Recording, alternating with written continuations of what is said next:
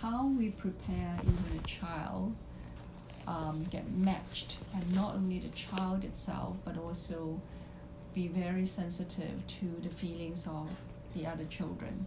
I'll give you an example. Like there was a time that we have a few older kids. They are about 2 already, and one of them get adopted because quite a few of them were very close to each other, and it's just a story that I always like to share.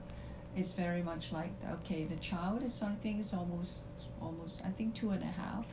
As I said, he's got a few buddies. So in here, whenever a child gets matched, we will show the child the create a family photo album for the child. Show them, this is your mom, this is your dad, this is your family, these are your siblings or dog or whatever. Just kind of prepare that child.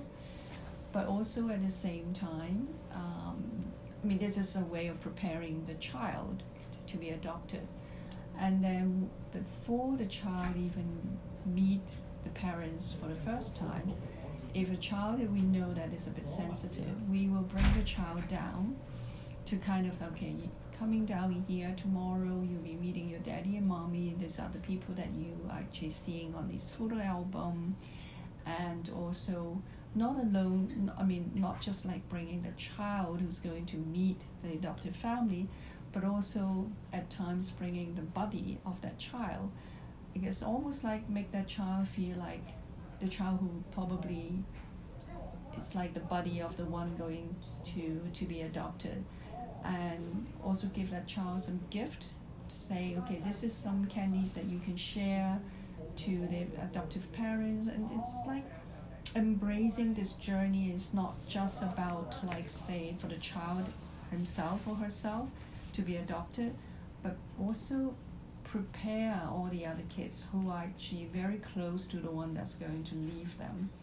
Understanding, just be with them. I don't know, I today probably not in the sort of right way of telling this story, but it was just very vivid. What I'm trying to get is that what we're doing in here is not just about, okay, getting a child going to a family, but a lot of work go into not just for the child itself, but also the friends around them, so that they feel that they're not, say, being neglected. They feel that they're still being very loved and cared. We even have to I even at times would have to send an email to some volunteers and telling them, well, it's very sensitive for this child to be going home. But anyway, we just have to do a lot of things to make sure this whole process is very, not just smooth for the child who's leaving to join the forever family, but also make sure the rest of the children who are here feel that they're still very much loved. And I think this little touched me a lot, because we are all adoptees, and it's not just about the child leaving, but also about the children who are waiting. And so a lot of these little moments are very, very, I think, very crucial. And I think that's probably another reason that I love this place, is I just see all the little things all counts and all adds up to really about the child. Sorry, I'm not just very organized.